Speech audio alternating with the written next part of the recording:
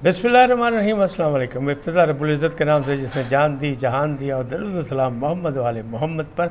आइए उनके साथ नासिर नकवी हाजिर खिदमत है। नाज़रीन, आइनी अदालत ज़रूरी भी है और मजबूरी भी है।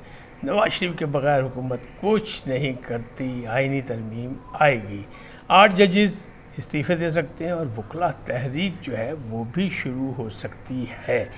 ये कौन कह रहा है, किसने कहा है, ये भी आपको बताऊंगा। लेकिन इसके साथ ही गंडापुर की वजारत आला मशरूत हो गई। किस बात से, इन तमाम चीज़ों से आपको आगाह करूंगा। लेकिन पहले आपसे गुजारिश, आइए ना इनको सब्सक्राइब करें, लाइक करें और घंटी का बटन दबाना न भूलें, बल्कि अपनी कीमती राय का इजहार भी अपनी शख्सियत के मुताबिक करें। जी नाज़रीन, पहली बात कि आइनी अदालत ज़रूरी मजबूरी, ये बिलावल भुट्टो ज़रदारी ने कहा, और ये बड़ी देर से वो कह रहे हैं कि हमने वादा किया मिसाक़ जमहूरियत पे, लिहाजा इस पर अमल दरामद होगा। और मैं आपको बताता चलूँ कि दुनिया के 85 ममालिक में ऐसी आइनी अदालतें मौजूद हैं। अब मसला क्या है? मसला ये कि हमारे यहाँ हर चीज़ को इशू बनाया जाता है, और इशू बना दिया गया है ये इस बात का कि तरामीम में क्या कुछ आ रहा है। अभी तरामीम फ्लोर पे आई नहीं है, लेकिन उस पर डिस्कशन शुरू हो गई, उसकी लीक शुरू हो गई, अजीब व गरीब उस पर तबसरे शुरू हो गए, हर चीज़ को मुतनाज़ा बना दिया जाता है, लिहाजा मुतनाज़ा बन गए आइनी तरामीम, वरना ऐसी कोई बात नहीं है। 61,000 से ज़्यादा सुप्रीम कोर्ट में मुकदमात मौजूद हैं। और मंसूर अली शाह जो आने वाले चीफ जस्टिस ऑफ पाकिस्तान हैं, उन्होंने भी एक तकरीब में कह दिया है कि जिस हद तक इल्तवा का शिकार है मुकदमात, तो सालिसी की अदालतें बननी चाहिए, ज़रूरत है, ताकि इन मुकदमा से निपटा जा सके। इसका मतलब ये है कि उन्होंने भी इस मामले में हाथ खड़े कर दिए। लेकिन जब आइनी अदालत बनेगी तो उसका चीफ जस्टिस कैसे बनेगा, उसके जजेस कैसे बनेंगे, हुकूमत का अपना हक़ है या नहीं, लेकिन इसका भी फ़ैसला उसी आइनी तरामीम में हो जाएगा। तरीक़ेकार आ जाएगा कि पार्लियामेंट क्या चीज़ तजवीज़ करती है, किस अंदाज में उसकी मंजूरी देती है, उस पर बहस व मुबाहिसा होगा। मौलाना फजलुर रहमान भी मौजूद हैं, बिलावल भुट्टो ज़रदारी भी मौजूद हैं, नून लीग भी मौजूद है, हुकूमती इत्तेहादी भी मौजूद हैं। तो सारी चीज़ें, इससे घबराने की ज़रूरत नहीं है।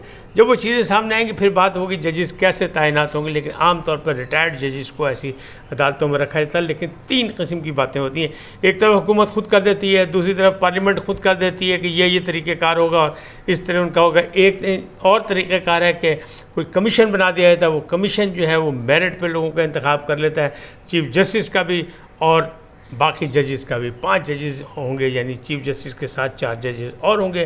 तो अब ख़तरा लाहक ये है कि ये सब कुछ जो है वो काजी फ़ाइज़ ईसा के लिए किया जा रहा है। लेकिन काजी फ़ाइज़ ईसा जो है अभी फ़िलहाल इस बात पे ना राज़ी हैं, ना ऐसा कुछ नज़र आ रहा है, ना ही राना सनाउल्लाह साहब कह रहे हैं अगर हम मंसूर अली शाह को बना दें तो क्या इमरान खान तस्लीम कर लेंगे। तो इसका मतलब यही है कि बदएतमादी की फ़िज़ा है और उसमें ये मामला जो है वो गड़बड़ होते जा रहे हैं। तो इनको कैसे ठीक किया जाएगा? आइनी यानी अदालत ज़रूरी मजबूरी, बिलावल ने भी कह दिया, यानी बड़े इत्तेहादी जो वो साथ हैं। मौलाना फजलुर रहमान साहब को भी राज़ी कर लिया गया है, ये भी इतलात मौजूद हैं। और किसी वक्त भी जैसे ही वज़ीर आज़म अमरीका से वापस लौटेंगे तो ये फिर पार्लियामेंट का इजलास बुलाया जाएगा। और सुना यही है, इस्लामाबाद से इतलात यही आ रही हैं कि तय हो गया कि फ़ौरी तौर पर दोनों पार्लियामान का, यानी ईवान बाला का, सेनेट का और कौमी असम्बली का इजलास जो है दोनों को बुला लिया जाए, ताकि ये तरामीम दी जाए, तरामीम सामने आएँ और फिर इनकी मंजूरी की जाए।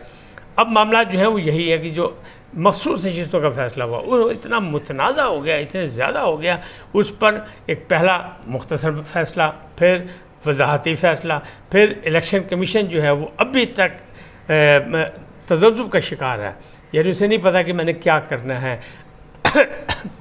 माफ़ कीजिएगा, नया जो फ़ैसला आया उसमें यह भी कह दिया गया कि नहीं जी, जो फ़ैसला दिया उसके मुताबिक करें, बल्कि अब आइनी तौर पर इलेक्शन कमीशन काम ही नहीं कर सकता। इलेक्शन कमीशन कह रहे हैं कि उनका 7वां इजलास आज है, देखिए क्या फ़ैसला होता है। लेकिन वो ये कह रहे हैं कि शायद हम फिर दोबारा सुप्रीम कोर्ट से रुजू करें कि भाजी वजाहत करो, दसो तो सही ऐसी करना की साड़ी हैसियत की है, जबकि वो एक आइनी अदारा है और उसको आइनी अदारे में महदूद रहकर ही काम करना होगा। लेकिन ये मामला चल रहे हैं और चलते रहेंगे, और जब तक इनका अजाला नहीं किया जाएगा जब तक तो ये मामला सीधे नहीं होंगे। अब बात करते हैं वज़ीर आला KPK अली अमीन गंडापुर ने कप्तान से मुलाकात की अडियाला जेल में, और अडियाला जेल में मुलाकात करके उन्होंने बहुत सी बातें हुई, सुना, बाकायदा गहमा गहमी हुई। कप्तान ने भी झाड़ा, क्लास ली और उन्होंने भी आगे से वजाहतें की, लेकिन कप्तान नहीं माने। कप्तान कहते हैं ये बताया जाए, इस्लामाबाद तो आप लेट हो गए, लाहौर क्यों लेट हुए, आपने क्यों नहीं सबक सीखा? यानी जानबूझ के आप भी कहते अच्छा अब वजारत आला आपकी जब ही बचेगी जब आप लाहौर में एक यादगार जलसा करेंगे मीनार पाकिस्तान पर, क्योंकि आपका दावा था कि मीनार पाकिस्तान पर होता तो मैंने ग्राउंड भर देनी थी। एप्लीकेशन दे दी गई है डीसी को, यानी दरख्वास्त कर दी गई है 5 अक्टूबर के लिए। 5 अक्टूबर जो है बानी चेयरमैन इमरान खान की सालगिरह का दिन है और उस पर उनको नजराने अक़ीदत यानी खराज तज़ीम पेश किया जाएगा, उनसे यकजहती का इजहार किया जाएगा, एक बड़ा ज़बरदस्त जलसा किया जाएगा। इमरान खान ने फिर कहा है कि मर जाओ लेकिन इस जलसे को कामयाब करो, और अगर नहीं करोगे तो अली अमीन गंडापुर फिर तुम वज़ीर आला भी नहीं रहोगे। ये बातें सारी हो गई। अब इसका रिज़ल्ट क्या निकलेगा? 5 अक्टूबर को ज़्यादा दूर तो नहीं है, लेकिन उससे पहले एक पिंडी का जलसा है। पिंडी के जलसे में ही असल रिज़ल्ट सामने आ जाएगा कि वहाँ क्या होता है। वो जो अलीमा खान ने कहा ना कि अब मंडी नहीं, मवेशी मंडी नहीं, अब पिंडी में जलसा होगा, तो 28 सितंबर को पिंडी में भी जलसा होगा। वहाँ क्या कुछ होगा, कहने वाले ये कह रहे हैं, इस्लामाबाद की फिजाओं से चुगली ये आ रही है कि इमरान खान चाहते हैं बहुत होगी, अगर मैं अंदर हूँ तो बाकी लोग भी अंदर आ जाए, क्योंकि क़यादत सही तरीके से काम नहीं कर रही। दूसरी जानिब से उनका ये ख्याल है कि जनाब अगर मामलात इसी तरह चलते रहे तो फिर कोई हल नहीं निकलेगा, दबाव बढ़ाया जाए, यानी फसाद और इंतशार का मामला जो है तसादम। तो ये 2 जलसे, एक पिंडी वाला जलसा कि अगर पिंडी वाले जलसे में कोई फसाद हो तो इस्लामाबाद की तरफ मूव किया जाए, फिर दूसरा लाहौर का जलसा ताकि पंजाब हुकूमत से निपटा जाए और देखा जाए कि मरियम नवाज़ क्या करती हैं उनके ख़िलाफ़। और अली अमीन गंडापुर के लिए इतलात ये है पंजाब हुकूमत की तरफ से कि भाई असवारी ते अटकते पुलते गिरफ्तारी होएगी, क्योंकि उनके ख़िलाफ़ जो है वो वरन गिरफ्तारी भी हैं और उनके ख़िलाफ़ मुकदमात भी हैं, तो इस सिलसिले में उनको पकड़ लिया जाएगा, चांसेस मौजूद हैं। अब वो पकड़े जाते हैं कि नहीं, क्योंकि पहले भी हवा में फायर किया था पंजाब हुकूमत ने, राना सनाउल्लाह ने, ख्वाजा आसिफ ने, गाटा का पुल क्रॉस करके दिखाओ, लेकिन वो क्रॉस कर गए। ताहम उन्होंने भी हिकमत अमली इस्तेमाल की थी कि अपना लाम लश्कर जो करेने वगैरह स्वाबी से लेके चले थे ना, जिसका शोर शराबा था, मीडिया पे बड़ा शोर था, सोशल मीडिया पे शोर था, वो साथ लेकर नहीं आए थे। अब क्या होता है, ये एक बहुत बड़ा इम्तिहान होगा लाहौर वाला जो जलसा है, और 5 अक्टूबर वाला जलसा जो है वो भी, और 28 सितंबर वाला जलसा है वो भी। लेकिन अब कुछ ना कुछ निकलने वाला है।